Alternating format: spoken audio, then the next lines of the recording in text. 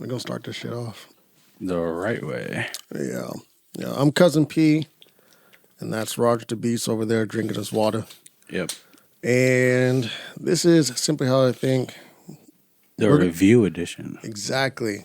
And I mean, as y'all already know, if you watch any or listen to any of the full episodes, usually we do some type of review of a movie or, an album that's come out. But we felt like this one needed its own episode. Absolutely. Yeah. So go ahead. It's a big deal. 5 years, man. 5 years. 5 years. 2017. Yeah. Damn. See what I did there? 5 years felt like, 5 years felt like 10, felt like 20 years. Honestly, I think one of the first episodes of Simply How I Think I said, honest, I was kind of over waiting. It was on the pilot. It was on the pilot. It was on the pilot that none of y'all have seen. Yeah, none of you guys have seen it. None of you ever see it. But yeah, I mean, there was a point where I was kind of like over it, Like there was like that Punch kept saying, we're going to get a Kendrick album. And then, we hadn't heard from Kendrick. And then I think he even tweeted out during 2020, 2021 that, since you guys don't appreciate me, I'm going to retire, right? Didn't he say that? He said something along that lines. I remember very vaguely, but then I was just like, fuck, people ruined it. Yeah, I was mad, Drew. I was like, man, y'all need to shut up. Y'all going to kill the greats, man. Like, this is crazy. Y'all need to appreciate the greatness that we have while it's here. To be honest, another thing, we haven't even said about who we're reviewing. I think people already know, but yeah, let's go ahead and say we interviewing. I wish we were interviewing. I wish, that'd be dope. I don't even think the man interviews, but we're reviewing Kendrick Lamar's Mr. Morale and the Big Steppers. Yes. Yeah. And as you guys, I'm sure most of you guys know, but for the people who don't know, Kendrick Lamar is a hip hop artist, and this is his 5th album.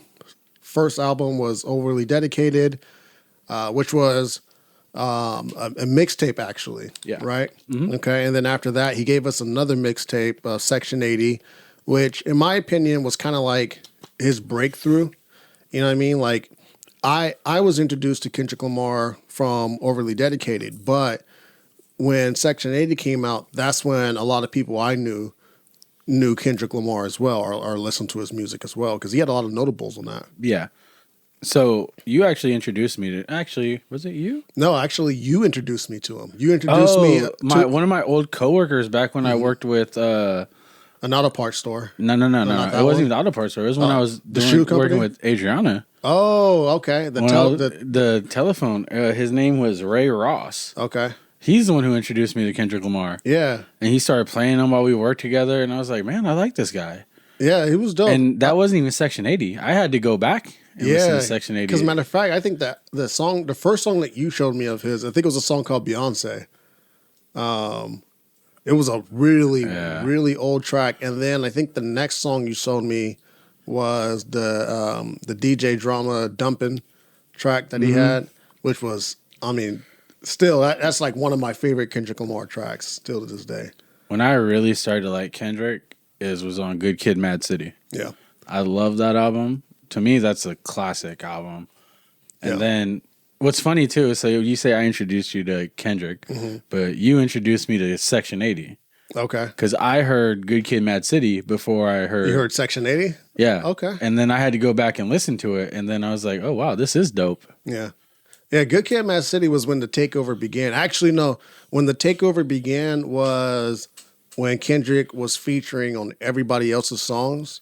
And he was literally murking them. And I was like, oh, this is just, another hip-hop artist that's stepping in the game. Like, this is somebody who's going to be special for a long time to come, especially if he could put an album together that, not only is lyrically good, but also, the songs have, like really good elements to it. And that's Good Kid, Mad City. When that whole thing came out, I was like, yeah, this is a conscious rapper that can make a track. Exactly. You know what I mean? And he can kill it and he's versatile. Right. I mean, what was it? Fucking Problems on A$AP Rocky's album? Yep. Killed it. Yep. Dude, and I mean, even like in the more recent thing, like the Eminem album, was it the Marshall Mathers Volume 2 or something like that? that song he had on there. Love that song. Yeah. It's like No, he's very versatile, and like, you know, that's why he's on my top 10 Yeah. for artists of all time. He's a beast. And then he came out with To Pimp a Butterfly, which, you know, we actually listened to that track together the first time. I don't know if you remember, but we were driving in your Malibu and he dropped it. We played that whole album front to back and was just completely blown away. And then after that dropped Damn, which, you know, really flipped the game on his head. Because one, he was the first, you know, hip hop artist to win it was the Pulitzer Prize, you know, the Pulitzer Award. Two, I mean, that was an album conceptually where like you liked it the first time you listened to it, but then when you heard that there was actually like a message, yeah, and then if you flip the album over, like you got a whole different message. I mean, honestly, no other rapper, and I know I'm going to say something controversial. But no other rapper, not even Tupac, not even Biggie, not even the greats that a lot of us, you know, tend to put at the very tippy top of hip hop, have done that. Yeah. So, I mean, and that's why I think this was a big deal when this came out. So remind me, To Pimp a Butterfly, was that the album where at the very end it's like he's conversating with Tupac? Correct. See, that was honestly my favorite part. Yeah. Because I love how he kind of hints at who he's talking to, but you don't know. Right. You just know that at the end of like almost, not every song, but every other song. Right. It's him reciting,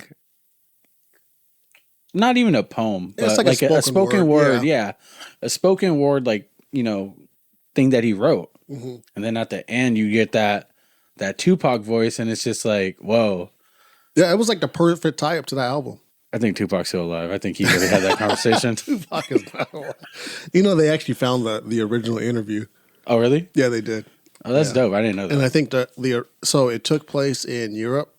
I think it was in like France or something like that, where the interview actually happened. But you can find it. You can find it on YouTube. But no, this is a big moment. You know, especially like you said, we had to wait 5 years for it. Now, when Kendrick announced that he was going to drop an album, and that this was going to be the last album on TDE, what was your thoughts on it? Like, what was your thoughts about that? So my initial thoughts was he's just gonna retire. Then it was like a couple weeks ago where you brought something up, and I was like, damn, maybe he is doing that. Because then like I started noticing he's done a lot of projects with like Baby Keem. All right. And because honestly, I didn't know who Baby Keem was until like I started. I was just slipping through like Kendrick Lamar, looking at his top songs, and this was like before we even started doing this podcast. And I flipped in and saw who's Baby Keem, so I listened to the song because I'll listen to anything with Kendrick Lamar on it. Right. Anytime a verse comes out with Kendrick, you don't even care about the other rapper. Honestly, yeah. But honestly, Baby Keem held his own on that. So like when I listened to that song, I was like, okay, I like it. And then I saw, okay, Kendrick's doing a lot more with this guy. I'm like, is this a TDE artist? Which I didn't even know. Right, and he wasn't. Yeah, so I was like, okay. And then when you brought up the point that you think he's doing what Dreamville, like Young Money did, all them other companies, like labels did, I was like, dude, that would be fucking sick. Right. If Kendrick did that with like LA artists. Because if I'm not mistaken, has Kendrick done stuff with you seen that show that like Chance the Rapper, T.I. and Cardi B had on Netflix? You're talking about, I don't remember what it's called, but you're talking about Rhythm and Flow, something like that. Yeah, that dude that won it, D-Smoke. D-Smoke, yeah. Has he done things with D-Smoke? I'm pretty sure I've seen something. No, he hasn't done a track with D-Smoke yet. And D-Smoke is not part of TDE either. No, I know that. But that's why I'm asking, because like you can see them doing something together. Yeah, exactly. Because I mean, D-Smoke is very lyrical and. Yeah, and they're very similar in a lot of ways. As far like D-Smoke reminds me of a lot of like Damn Kendrick. Yeah, you know that era, like the way he flows and stuff. So I can see that happening. I'm just curious to see who else he's gonna have if he does do what we are predicting. Well, see immediately that was my thought. I didn't think that he was like going to be done for good, because I think if he was done for good, he would have said that, right? But he specifically said, "This is my last album on TDE." I was like, okay, so he's leaving the label. Now, Kendrick is a very he's a very smart guy. And I just don't foresee him being the type of person to sell out to another label, sign another record deal with another company to where now they're kind of controlling the narrative. And that doesn't seem his style. So immediately I was okay, he's going to start his own group. And then when the album was announced, I was okay, I guarantee you this album isn't going to be your typical Kendrick Lamar album where it's full of other TDE artists. Mm-mm. And we got that. There wasn't a single TDE artist on this whole entire album. Not one. Yeah.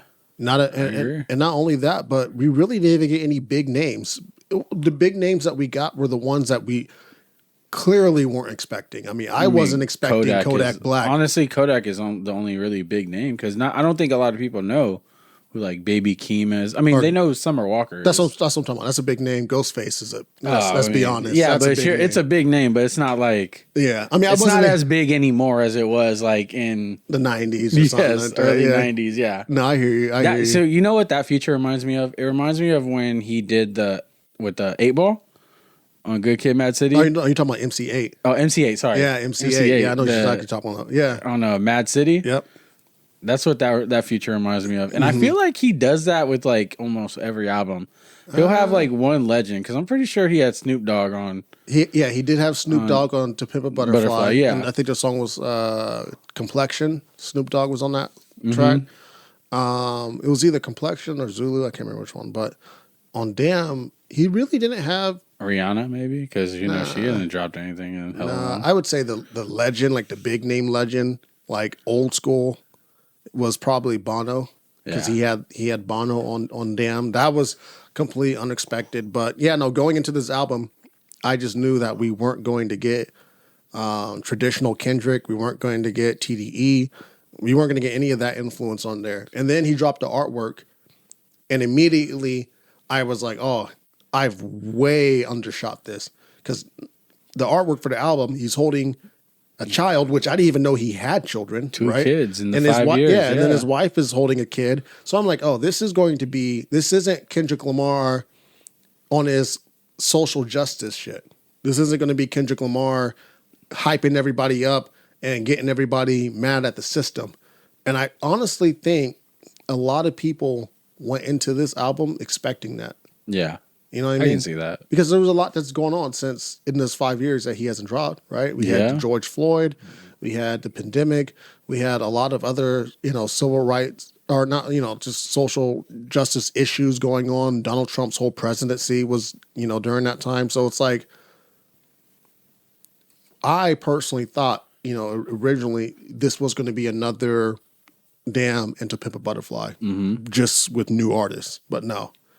After the artwork, I had no clue what to expect.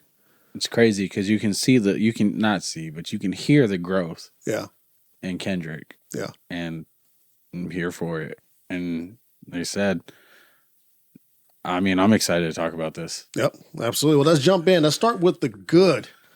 All right. So looking at the track list, what was your favorite track on the whole album? Well, and honestly, could you really? You don't have to give one. I know. Okay. All right. At least give two, because then I want you saying the whole album. At least, no. I'm not going to say the whole album because I've listened to this album.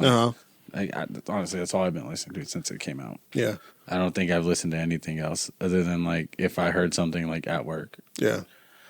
Well, I have to say, so my favorite songs, I'm going to give you 3 of my favorite songs. Okay. And they are songs that are in the beginning of the album. Okay. Like I said, United in Grief. Loved it. The intro. Immediately felt it. Yeah. Like, it got me so pumped like for the album. And it's not even supposed to do that, I don't think. I think the first song of every album is the most important. But it just got me like, okay. Yeah. Like, I feel like, I don't know why, I feel like I related to it a lot. I did too. I think the main reason why I related to it a lot was, and I'm not saying Kendrick was talking about this, but, during the whole George Floyd thing, I think everybody was expecting kind of everybody to feel the same way and react the same way. Admittedly, I didn't go to any marches I didn't go to any protests. I didn't partake in any of that stuff. I didn't post my profile picture with the black square. I didn't do any of that. But it doesn't mean that I wasn't grieving. You know, my relationship with racism and social justice issues are very deep. You know, like I've had some really terrible and scary experiences dealing with racism. So when that whole thing just happened, I had to deal with it in the way that I was able to mentally and emotionally, right? And I don't think that's necessarily what the song was just about, but that's why I spoke to me, was I was like, oh, it's okay to grieve different. You know what I mean? Like, and honestly, now that you say that, like, I mean, I didn't do any of the marches either. I mean, I did do the black profile picture where I just made my whole profile picture black. But I felt it in a different way. yeah. This song, yeah. I felt it in a way more of like relatable to like how I feel my mental is sometimes. Cause I mean, I don't know if I've ever said it. I deal with a lot of social anxiety. I deal with a lot of anxiety in general, to where it kind of like, I'll be like in a good mood like one day, right? Super pumped to do something. And then like the next day I'll just like, something will happen, or like I'll think of something, and then just all of a sudden I'm just like, I almost want to shut down. Right. But I don't know why. Just like when I listened to the song, like that's kind of like what I felt. Like it was okay. Yeah. Honestly. And truthfully, that's what I think Kendrick was really talking about, you know? Yeah. I think he was talking about his mental health. I also think that's why the song was kind of chaotic too. Yeah, absolutely. Because mental health, like your mental health is chaotic sometimes. Like sometimes you're really up for no reason at all, like you're good. Yeah. And then you're down once again for no reason at all. That's how the beat was. It was like, you know, he started in with the pianos on those little like theatrical like chords. And then all of a sudden the beat really hypes up with that, you know, and he just goes in like his flows like super fast. And then it slows down a little bit more, you know, and that's mental health right there. Absolutely. 100%. Yeah. So after that, I loved N95. Okay. I love that song. I don't know. It didn't even speak to me on any type of deep level. Yeah. I just love like the chorus. He's like, "You hella ugly, you out of pocket." That shit just killed me when I heard it. It took me a minute to understand what the title meant. I was like, N95, what is that? And then it clicked. I was like, wait a minute. Those were the masks we had to wear. We had to wear the N95 mask during the pandemic. And the beginning of the song, he's like, take off that, you know, like he's telling us to basically take different layers of ourselves off. And then before the chorus comes in, he goes, take all that bullshit off. What do you have? Yeah. You hella ugly, you know, like, and that's like, it's like true, man. It's like a lot of us put on masks, you know, he's not just talking about like the coronavirus mask. He's talking about just like actual masks. What else? You said 3 songs. You said so. You not agree? So it sucks too, because like it's the first 3. No, it's not the first 3, because I enjoyed Die Hard a lot too. Okay, but I'm like looking at the part B of it, and I'm just like, dude, those are like some of my favorite songs too. Yeah. So like Die Hard, I like that song a lot. Just loved it, man. Like I've listened to that song like 4 times alone. Right. I don't give a shit. I'm saying more. I like the interlude that Kodak did. Man. So the interlude that Kodak did, if you listen to it, I don't even think it's like a rap song. It's him talking. And you know what I love the most about it? Yeah. He pays respect. Yeah. Yes. Because he talks about how he's rapping with all these greats. Well, and the thing I also liked about it too, he basically asked a question that we were all asking. What the hell is K-Dot doing with Kodak? With Kodak, yeah. You know, it's like, why is Kodak Black on a Kendrick album? And I get it. To be honest with you, I do, for multiple reasons. One, I think it kind of goes back even to like with J. Cole, right? With J. Cole and the 21 Savage track, right? And they've done a whole bunch of tracks together. When you know Kodak and 21 kind of came out around the same time. I think a lot of us old heads put both of those 2 rappers in the same box, you know, because we were tired of mumble rap. We're like, oh, they're both mumble rappers. We don't want to listen to that garbage. All they're talking about is shooting. If I'm not mistaken, they were both on the same XXL. They sure were. They sure were. Okay. Right? With Lil Yachty and a Uzi. whole and Lil Uzi Vert and a whole bunch of other Lil Dicky was on that. Designer.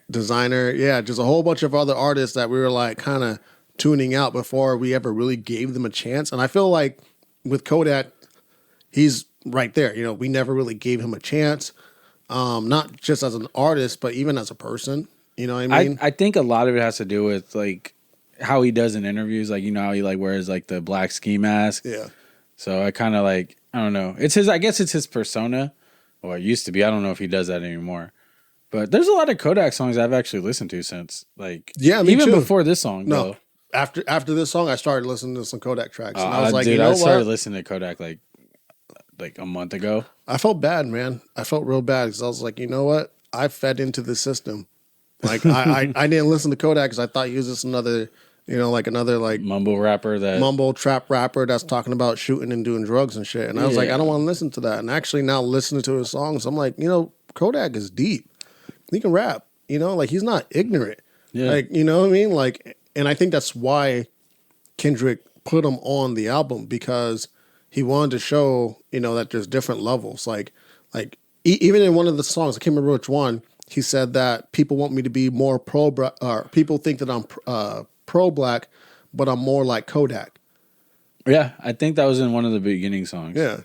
So like, yeah, it's the proof is in the pudding, but no, he killed that interlude. I've played, like when I first heard it, I actually went back and listened to it again. Yeah. That was one of 3 songs that I actually started over and listened to again on first listen. Okay. Yeah.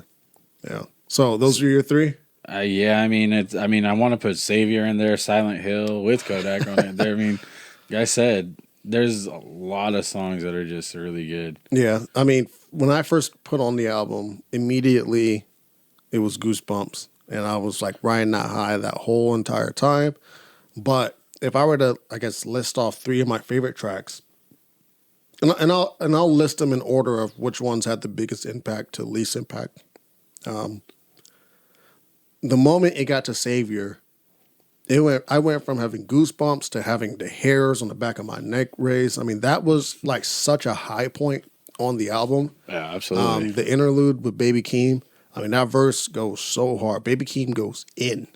And, you know, he's already been cemented as one of my favorite rappers just because I just like his flow style. I like that, you know, he takes a lot of elements that Kendrick brings to the table and kind of like puts his own spin on it, and it sounds really good. But then the actual song Savior just goes so hard. I mean, that's just a hard track right there.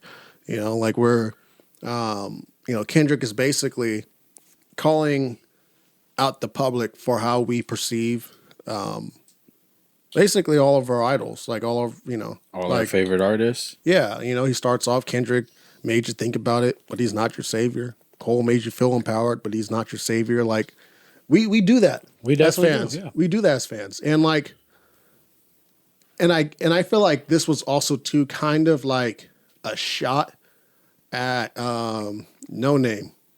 I felt that way a little bit, right? Because you remember No Name came out and she was like, you know, all this stuff is going on and the people who you look up to the most are not, you know, stepping up and using their voice. And she was basically talking about J. Cole and Kendrick Lamar.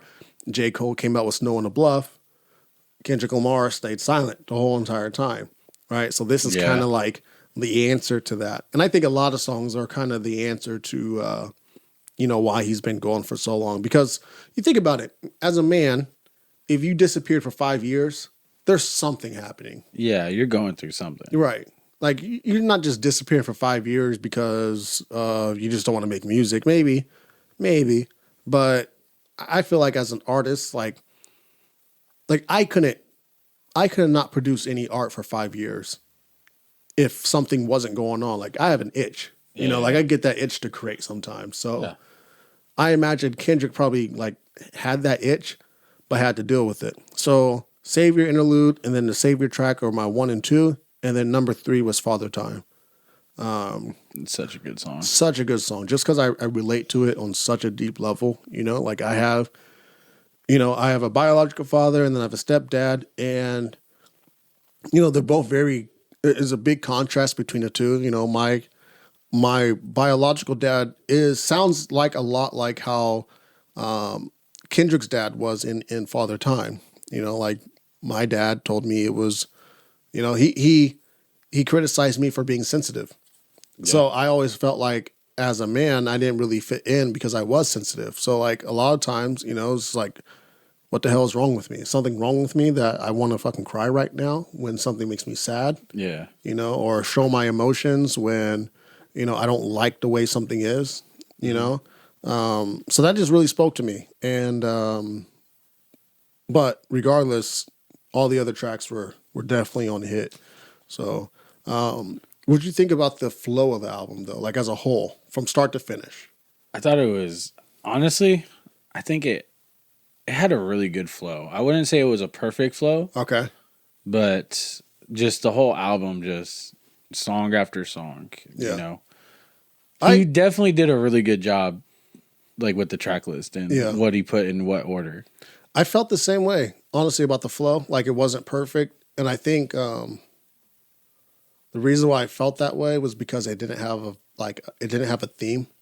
So like To Pimp a Butterfly, all of his beats kind of had like that funk theme.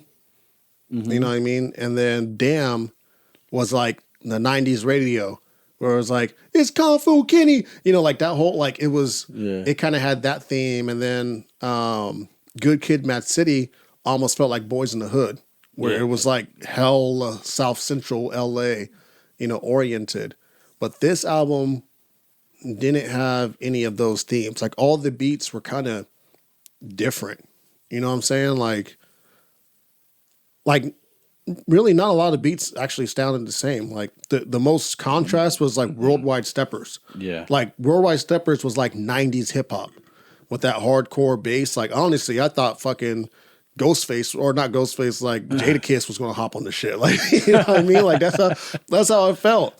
And then even like songs like Crown, where it's mostly just piano. Yeah. You know, and Kendrick is kind of more, I wouldn't even call that rapping. You know what I'm saying? Like, it was almost like a hymn where he was singing, but not really singing, where it's, you know, I can't please everybody. Yeah. You know, it just, I don't know. It had a good flow for the most part, as in there wasn't points of the album where I felt like completely thrown off. Probably the only song that threw me the hell off as far as, like, when I go back and listen to it, it almost feels like it doesn't fit in, but I still really like the song, is Auntie Diaries. Okay. Like when it goes from Savior to Auntie Diaries, like the beat contrast, the tone, like Savior's is more like hyped up, you know, and then Auntie's Diaries takes us back down. Like it just like, I feel like there needed to be like another song in between that to get us there. Maybe if Auntie Diaries was the third track on part 2, you know, instead of Silent Hill, and then Silent Hill could even switch. They could have switched places, honestly, because Crown was, you know, a little bit more deep. But you know what? As I look at this track list, I'm kind of surprised he didn't do like the Kodak interlude and then do Silent Hill. Right. Like that kind of threw me off, honestly, because even if you look at the original like artwork or the track list that Kendrick posted, Kodak Black isn't even like listed on the Rich Interlude, but he's the whole song, and that's why I'm like just like, oh shit! I was like, this isn't Kendrick, it's Kodak. It threw me off for a second at first. Well, like the first time it threw me off was in Worldwide Steppers when Kodak said it's Kodak, and he like, I was like, is Kodak about to start spitting on this? Like I wasn't prepared for that. You know what I mean? Because like Tidal fucks up, dude. I love Tidal, but Tidal does this thing where when an album first comes out, they're kind of slow with the credits. So they don't post who's featuring on a track. So like when you hear a feature, you're like, oh, who's that? And you're like trying to search for it, and then you got to, you know, Google it and all that. But immediately I knew Kodak's voice. I was like, oh, wait, what? I didn't know he was even on the album. That's funny. So I listened through Apple Music. And they're honestly, they're really good about it. Yeah. They even have the lyrics and stuff.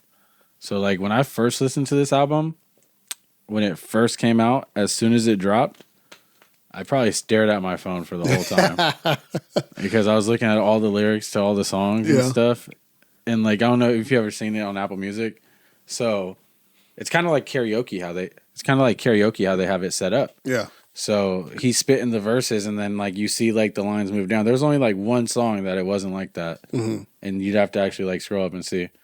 I think it was Worldwide Steppers that was like that. Oh, okay. But honestly, overall, I mean, I love this album. It was a great album. Yeah. Overall, what was your, I guess, feelings about it? Like my overall feelings about the album is this is an album that it has way more replay value than any of his. I'm gonna say any of his other. It has more replay value than Damn, in my opinion. Okay. Yeah. It relates to me more than any of the other two. I think, like I told you before, Damn and To Pimp a Butterfly inspired feelings out of me, but this album more so laid on top of the feelings that I already had. Mm-hmm. Like a lot of the songs I could really relate to. I just think it was definitely one of his deeper albums. Actually, probably his deepest album. Absolutely. And once again, another controversial thing to say, but it is my favorite Kendrick album. And that's not just because it's new. I mean, that's not just because it's here now. It's actually, when I think about it, there are songs on this album that hit me harder than some songs on Damn or some songs on To Pimp a Butterfly. Or I don't think that's too controversial to say. Okay. Honestly.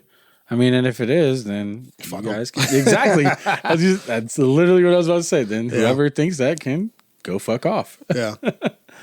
But no, I mean, honestly, I agree with everything you said. I mean, it probably didn't hit me as deep as it did you, but I still, felt it. And I mean, there's a reason I've been listening to only this. Yeah. No, I have not listened to a single other album for the last week, Yeah.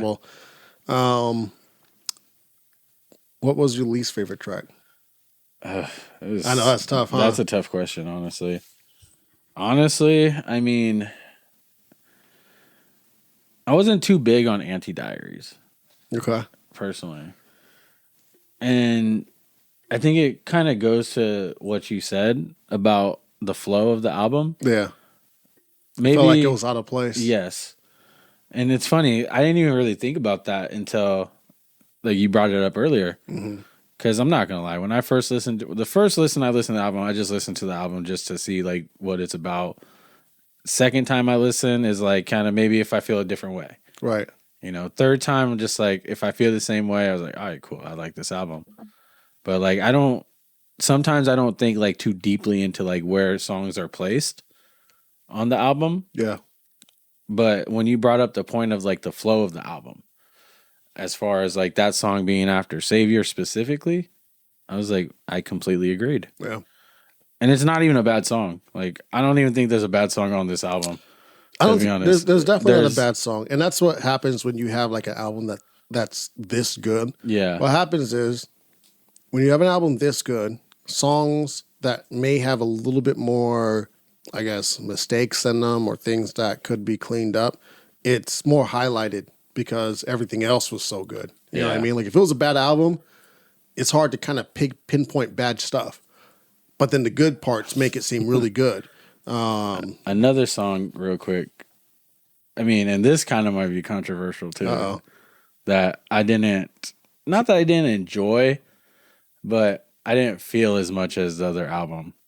And that's it was more comedy than me. Okay. And I feel like you know what I'm going to say. Yeah, I know what you're talking about. We cry together. Yeah. And I get that that's probably like modern dating or modern relationships. But as a guy who's been single for a long fucking time, I thought that shit was hilarious. Like, honestly, I've never been in an argument like that. Oh my God. So I've been in too like I many said, to I count. can't relate. But just like listening to the song, I was laughing.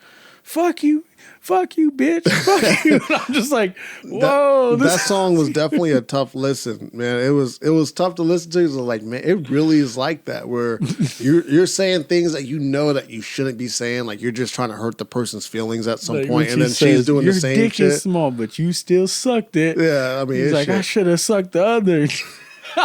What you say? That was a tough point. I fucking love that song, and it's actually the craziest part is it has nothing to do with Kendrick. It has nothing to do with really even like the lyrics of it. I just thought that Taylor Page's delivery was so fucking believable. Yeah, like it honestly felt like she had real emotions like about it. Like it felt like a play. And that's actually, exactly what it felt like to me too. And a lot of this album felt like a play. Like a lot of this album felt like it could be turned into a musical. You know what I'm saying? Because like Kendrick, first off, one really doesn't add this much piano into a lot of his albums and songs. But there was so much piano influence in this whole album, which kind of brought me there. And even like some of the way the chords were played and how he would deliver some of his verses with that monotone delivery where it's almost like he's narrating the song instead of rapping. You know what I mean? Like Crown was completely narrated. Yeah. United in Grief, the beginning part of that song was completely narrated. Even Count Me Out, it felt narrated. like Mother I Sober, once again, felt really narrated. Mirror felt like an ending of an album, but it also felt like the ending of a play. Like Sorry I Chose Me, like I Chose Me, I'm Sorry. Like that felt like it was like, hey, we're waving off the stage and people are coming up and giving their bows and stuff. I don't know. It just felt. You know what? Maybe it is that. It's saying bye to TDE. You think about might be that? on something. Because it's the last TDE album. Or he might be just saying bye to Kendrick as we know. I mean, maybe we're not getting any more social justice, angry at the system Kendrick anymore. Maybe we're getting more Baby Keem, just rapping Kendrick. More family Yeah. oriented Kendrick. Yeah, maybe we're getting that. Or he just raps about stuff that he wants to rap about instead of trying to change the world. Exactly. Because, I mean, think about it. One of the things that he really hit on this album was pressure. He talked a whole lot about the pressure that he felt. And I bet you, he's no longer going to be putting himself in that position to carry all the burden. Yeah. Absolutely. It's a deep album. The low point for me was definitely Auntie Diaries. It's not that I don't like the song. It's that it just felt like it didn't fit. It felt like it was made at a different time. Mm-hmm. You know what I'm saying? Like it felt like the rest of the songs were created recently, and then Auntie Diaries was created like 3 years ago or 4 years ago. It just felt. Who knows? He hasn't put out since 5. Maybe that is the case. Yeah, it just felt out of place. But it was like, okay, I just want to release it because it needs to be said. And honestly, it was a powerful song. I don't know. I haven't really read too much on Twitter about how the LGBTQ plus community on Twitter is taking this song because he did mention the F word a couple times.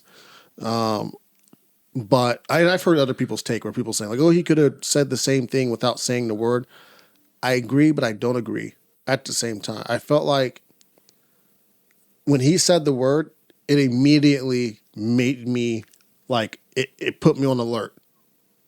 Like, it was like, oh, he's going there. And then at the end of the song, he's saying, say the F word as much as you want, as long as you just let a white girl say the N word. I was like, okay. So basically what he's saying is we have to put this word or these words that people say that is discriminatory or they don't like in that same light. And we don't. No. Like the worst word that anybody could say that's not black is the N word. You know what I mean? Like, not even other racial stereotypes are as bad as the N-word to, people get shot over that. Like people get hurt for saying that word. But we don't view other, bigoted words the same way. And well, I agree and I kind of disagree. Okay. I only disagree because I think it just depends on what race you are. Yeah. Like, I think saying the N-word is very bad. I'm Mexican Latino. But for my case, if someone were to call me like a derogatory name, which I don't like, honestly, you guys probably didn't even know I'm Mexican. You guys probably think I'm white, to be honest, which I'm not. I'm actually full-blooded Mexican, completely off the point. But if someone that were to call me a derogatory name, like, you know, spick, wetback, Yeah. whatever, then I'd be fucking heated. Mm-hmm. And why? Because, like, yes, I'm Mexican. No, I don't speak Spanish. I'm probably the worst Mexican you know, but that's still my culture. Right. And I don't want it to be disrespected. Yeah. You know? So I do agree, but I think it just depends on whatever race you are in that person. Yeah. But I just think the media doesn't hold those words up to that same standard. And like honestly, you're right about that completely. No one's getting canceled for making border hopping jokes and stuff like that. Like no one's getting canceled. Or even like jokes about like any other like race. Yeah. Which you agree, and honestly, fuck the media. Fuck the media. Because they paint that picture. Yeah. And that shit pisses me the fuck off. This kind of got a little political. No. Is there anything you wish was better on this album, though? Honestly, not really. Okay. I mean, maybe. No, I can't think of anything. Here's my one thing, and this is completely subjective. I felt like from top to bottom, Part B was better. Really? Yeah, I feel like from top to bottom, Part B was better. I enjoyed Part A more. Okay, so that's what I said. It's subjective. So for me, I feel like I wish Part A had the same energy that Part B had. I like all the tracks on there, but to be honest with you, Rich Spirit is dope. Okay, I know you like Die Hard, but Die Hard wasn't that dope to me. It wasn't. Yeah. It felt real Damn like, where, you know, it should have been on the album Damn. Mm-hmm. Same thing with Purple Hearts. That felt like it should have been on the album Damn. Yeah. I didn't really care for that song. Actually, to be honest with you, my favorite parts of the song wasn't even Kendrick. My favorite parts was Ghostface Killah. So that's why Purple Hearts wasn't on my top. Yeah. And that's why when I look at Part B, when I look at, you know, the rest of the album, besides Auntie Diaries, there's not a single low point on that side. I mean, it's just from top to bottom. That's the part of the album that I just keep going back to and I feel the most emotion from. But besides, you know, overall the best track is the opening track. United in Grief is the best Kendrick song, in my opinion, ever. Like, that is... It speaks to us. It's just, I don't know. It speaks to a lot of people, I think, and just overall, it was a great song. Yeah. So wrapping it up real quick, we have 2 more things we'll talk about. What do you think happens after this? Oh, I hope it's what... Are we going to have to wait 5 more years for another fucking Kendrick album? Honestly, you know what I think is going to happen? Yeah. I think he's going to do some projects with Dr. Dre. I think, you know what I would love to happen? What? I need a Revenge of the Dreamers type album. I need whoever Kendrick is teaming up with now. Wouldn't that be dope if Dr. Dre produced it, though? Fuck. By the way, did you see I sent you something. Yeah, today. Eminem. Yeah. What he gave his respects to. See, and that's like the thing that bothers me, man, like is, okay, I get it. Everybody is entitled to an opinion. And I ask people all the time, but no one can ever give me straight answers. They end up deflecting. When this album is not for everybody, so I'm not going to pretend like it is. However, there are a lot of people who've like said it's trash. See, no. You can say that you don't like an album or it's not for you, like, and I'll respect you. But to say like an album that's actually quality is trash, this is a trash opinion, in my opinion. Especially if you can't give like actual takes. Like if I ask you, like, okay, cool, you think the album's trash? Why? Yeah. Why is it trash? Oh, well, you Kendrick fans is, it's just because it's Kendrick that no, I'm asking you, sir. Like, why is the album trash? Right? I can respect someone more if they just say like, oh, Kendrick isn't just an artist that I enjoy listening to. Exactly. Right? So like you have all these other professional musicians coming out and basically stating that it is good music. It is quality music. I mean, I can't think of another. So how could you say it's trash? I can't think of another thing where Eminem said, man, I got left speechless. Yeah, that's what I'm saying. Like, so like if your favorite rapper, this is his favorite album right now, and you think it's trash, like honestly, An all-time great rapper. yeah, like you should start to kind of reevaluate the way you're evaluating this album. How did you listen to it? Did you turn on the songs and 20 seconds in decide to turn it off because you didn't like what you heard at the beginning of the song? Like that's not how you digest music. And I get it. 5 years. I guess we're not used to what Kendrick does. I guess we're not used to that format, right? We're used to vibes, and we're used to really poppy and bass and beat oriented music. So when songs have a different format, we kind of like, oh, I don't like that. Why do I feel uncomfortable? You know what I mean? Like, because it was even the same thing, for example, with Donda. Donda is not your typical hip hop album. There was a lot of elements that were not really hip hop esque, but they're just music. They have musicality to it. I think people were just not expecting that, and because they weren't expecting it, they turned their nose up at it. They just wanted to hear basses slap in your traditional. People dig too deep into like hip hop artists only doing hip hop music. Yeah. Instead of just doing art. Yep. When this is the reality that their music isn't just hip hop rap, it's their art. Yep. That they're displaying to the world. It's like if, a graffiti artist were to just, start just tagging up things, and then all of a sudden he creates the fucking next Picasso or something, or fucking what's the one of the you talking about Banksy? No. I'm talking about the art that the 16th Chapel, is that what it's called? Or you're talking the art that's over the I don't forgot where the Vatican or something like that. I don't know if it's in the Vatican, but I think it's somewhere over there. Okay.